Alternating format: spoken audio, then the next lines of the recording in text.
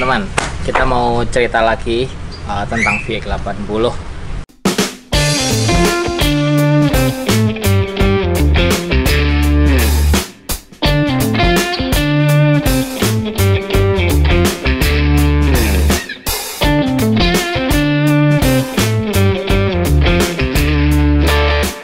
Ini salah satu VX Expedition juga yang kita modifikasi untuk off-road extreme dan overland. Mobilnya regulated, mobilnya roll cage-nya ada, bumpernya ada, winch-nya regulated, dan beberapa partnya upgrade kaki-kakinya ya siap untuk ikut off-road extreme. Tapi dimodifikasi seperti biasa, masih enak dipakai untuk overland off-road ataupun camping off-road bersama keluarga. Mobil ini budgetnya sekitar ya 250 lah naik turunnya. Kita mau cerita. Jadi seperti biasa yang paling utama adalah ban mau pasang berapa inch. Ini mobil pakai ban Delium Extreme Expedition 3716 menggunakan pelek Daytona. Peleknya Daytona Beadlock. Hati-hati teman-teman kalau beli pelek Daytona, itu ada dua macam. Satu 2600 lbs, yang satunya 3200 lbs. Jadi ada yang tebal, ada yang tipis. Untuk mobil yang beratnya segini atau untuk teman-teman yang suka dipakai Daytona itu untuk off-road expedition yang beratnya lebih berat daripada competition off-road, itu sebaiknya pilih yang 3200 lbs. Harganya sedikit lebih mahal, ada di Lamban Garage. Untuk velg pakai Daytona 16x8. Banyak ini 37 ini worth it banget karena murah dan nge-grip banget. Kalau untuk off-road ekstrim ini cocok banget lah. Jadi harganya sangat terjangkau. Lalu seperti biasa, karena ban 37 berarti final gear ratio harus kita sesuaikan. Final gear ratio nya pakai Yukon, mereknya dari Amerika, yang depannya sudah dapat yuk yang lebih gede gitu. Itu rasionya 5,29737, karena untuk untuk mengembalikan ke rasio standarnya dengan ban 37. Lalu pasang locker, ARB locker. Kenapa ARB? Ya expedition off-road itu kadang-kadang dipakai untuk jalan raya juga, jadi butuh locker yang 100% rilis, jadi open differential, lalu 100% lock gitu. Depan belakang pakai ARB. Depan tipenya RD132. Jadi RD132 itu dipakai untuk gardan 8 inch Toyota gitu. Lalu belakang pakai RD153. Ada dua macam belakang yang bisa dipakai. Bisa pakai 153. 153 itu ada kancingnya. Dia dipakai bisa untuk gardan yang yang semi floating, yang tidak full floating. Karena ada kancingnya, ada pen kancingnya itu. Tapi kalau pen kancingnya nggak dipasang, bisa dipakai untuk gardan floating gitu. Jadi 153 itu bisa dipakai dua gardan Toyota 9 in yang ada kancingnya maupun enggak. Atau pilihan yang kedua adalah RD142, itu juga untuk gardan 9 in tapi yang full floating, jadi dia pasti nggak ada kancingnya. Jadi bisa dipasang di gardan depannya hardtop, terus gardan belakangnya hardtop, Langlus FJ60 VX yang full floating gitu bedanya. Fan rasionya sama, pakai Yukon 5,29. Lalu pernya ini pakai Peders, karena mobilnya mau dipakai extreme off-road. Kita Pedersnya yang heavy duty, yang HD, yang 300 kilo. Yang depan pakai constant load 300 kilo, yang belakang pakai 0/300 kilo. 0/350 kilo Pak ya. Yang belakang lebih keras sedikit dari depan, tapi ada nolnya, jadi dia kadang kalau kosong gini tidak terlalu keras, jadi dia tidak konstan load gitu. Shockbreakernya juga pakai Peders foam shell. Jadi foam shell ini teknologinya di atasnya nitrogen biasa, jadi dia lebih foam tapi murah gitu loh. Jadi teknologi di atasnya shockbreaker oli, itu ada nitrogen yang biasa itu. Terus ada foam shell. Nah, foam shell itu mereknya macam-macam, ada Peders, ada Tough Dog, ada Raw, ada macam-macam. Ini yang kita pasang Peders. Peders itu lebih heavy duty, lebih ke arah lebih heavy duty. Cuman nggak bisa di adjuster. Kalau mau yang bisa di adjuster, pakainya Tough Dog. Tough Dog bagus. Gitu. V80 ya. Terus belakang juga pakai Peders, shockbreaker steer. Shockbreaker steernya ini pakai Allman Emu. Allman Emu ini shockbreaker steer yang murah tapi good. Untuk ban 37 dia bagus. Harganya nggak sampai 2 juta. Terus travelnya panjang. Jadi kadang-kadang Allman Emu-nya VX80 ini bisa dipakai atau disubstitusi ke mobil-mobil adventure yang lain, yang terutama yang menggunakan gardan Toyota. Misal C7 pakai gardan FJ40, itu shockbreakernya bolehlah pakai Allman Emu-nya VX80. Terus hardtop yang sudah pakai gardan VX segala macam boleh pakai ini, dan dia sampai ban 37 pun oke. Nggak perlu yang bagus banget. Memang the best-nya pakai Tough Dog yang XHD yang gede banget, yang ada PR-nya, itu the best ya. Tapi ini pun cukup gitu, ini bisa pakai. Lalu untuk kaki-kaki jangan lupa pakai limiter strap. Ini pakai limiter strap custom, kita bikin sendiri. Pakai strap itu disesuaikan supaya saat travel suspensinya ke bawah, gardanya turun ke bawah, yang nahan bukan shockbreaker tapi yang nahan si limiter strap. Jadi shockbreaker kita awet. Apalagi di saat kita kena handicap lumpur. Karena handicap lumpur kan di kepala mobil, di winch tuh kan naik ke atas pasti. Lah gardanya kan ketancap lumpur, kena beban lumpur gitu. Lah dia kalau nggak pakai limiter strap yang nahan bebannya ini shockbreaker. Jadi harus diganti limiter strap. Itu. Selanjutnya bumper karena masih pengen stylish, kita pakainya modelnya ARB custom yang kita sesuaikan, kita modifikasi dari desainnya ARB itu untuk bracketnya Warn 8274. Jadi ada beberapa kondisi yang di sini disesuaikan. Kita pasang lampu LED. Warnnya M70. Ini recommended dari sisi harga dan kualitas. Boleh lah. Cuman hati-hati akinya. Ini pakai aki Amaron 2 yang 100 ampere 600 cc kali 2. Alternatornya pakai quality power 320 ampere. Custom juga karena punyanya Land Cruiser yang plug-in yang 200 ampere habis. Kita pasang punyanya FJ Cruiser. Modifikasi bracket jadinya malah 320 ampere. Lumayan. Lalu set stepnya desainnya mirip banget punyanya ARB, cuman bahannya kita upgrade pakai seamless SCH40, diameternya 1/4 inch.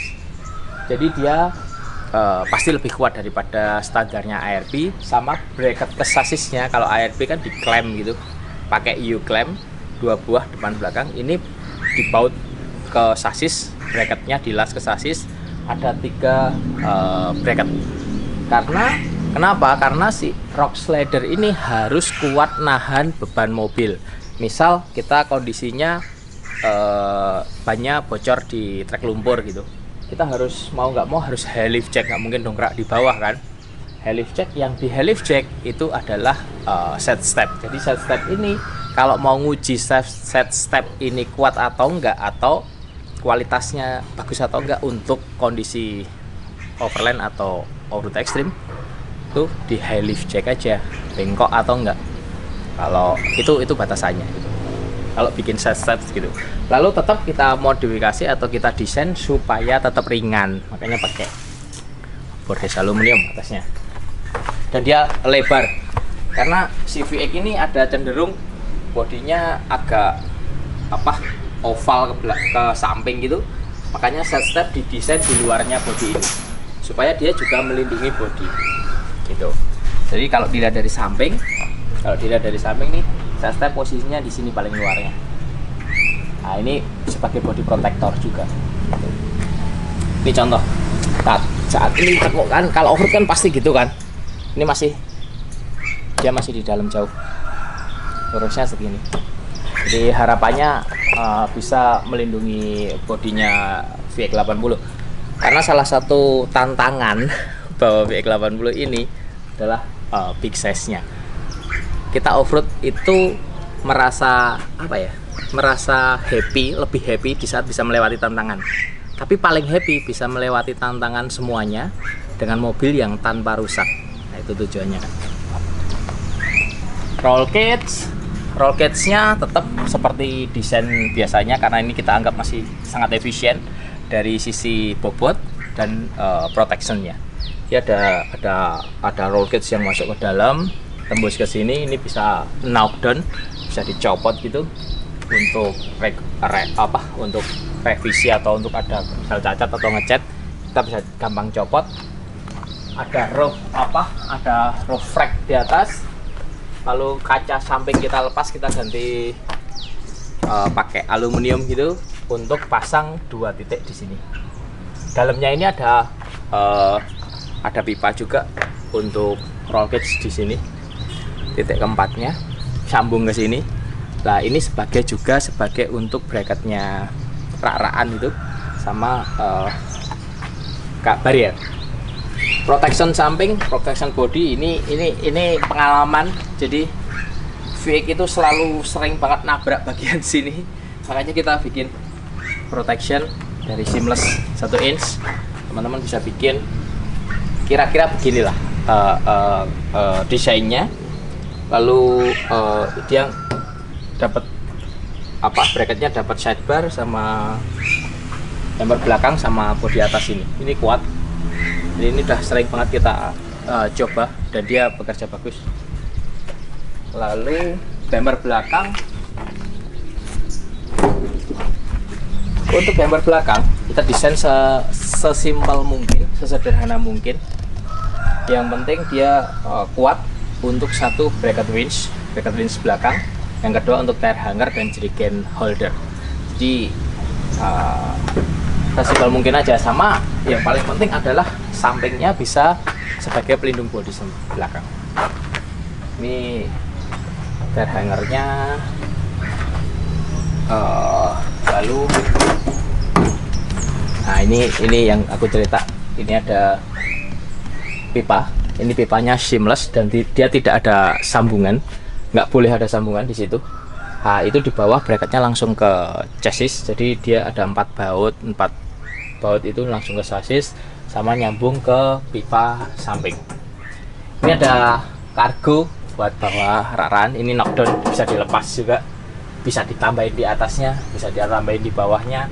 Biasanya kini ada freezer gitu-gitu, bisa dibawa sini. Ada inverternya PureSync. Ini berapa ya? Oh, ini 3000 watt, PureSync 3000 watt. Ini kuat untuk ngelas dengan las inverter yang 120 ampere itu yang kecil, cukup kuat. Nah, ini Seneloid winch belakang. Kita sengaja ditaruh di atas karena sering banget di saat kita kondisi trek tertentu, kita nanjak gitu, kita lewat sungai, pasti keluar dari sungai itu nanjak ya. Nah, itu biasanya sini air, penuh air. Winchnya kena air nggak apa-apa, tapi Seneloidnya kalau kena air suka problem. Makanya ditaruh di sini, selain melindungi dari air juga kalau mau ganti-ganti jauh lebih gampang. Nah, salah satu ciri mobil yang bisa dipakai untuk overland dan extreme off-road adalah interiornya serapi mungkin, standar mungkin. Kenapa? Karena kita masih mau mempertahankan kenyamanan dari mobil ini. Nah, makanya ini dibikin sestandar mungkin. Hanya beberapa sistem atau fungsi yang kita pasang, seperti radio ICOM, radio rig, radio komunikasi ini wajib standarnya untuk off-road, untuk komunikasi. Lalu winch depan, winch belakang, ada saklar, beberapa lampu, sama winch ini harus ada safety switch-nya. Jadi monolever ini kalau ini belum di on kan, dia kesenggol nggak masalah, tapi kalau udah di on kan baru dia bisa bekerja winch-nya gitu. Jadi ini safety switch-nya untuk monolever winch. Jadi ini ada cut off yang sangat simpel. Dia 500 ampere continuously, digunakan untuk ada triple pull. Jadi ada 0, ada 1 plus 2 dan 2. Ini ada baterai utama nomor 1, baterai additional baterai nomor 2. Kalau dipasang gini, itu dua-duanya baterai nyambung. Kalau harian atau dipakai daily itu 1+2, jadi 2 baterai kecas sama alternator.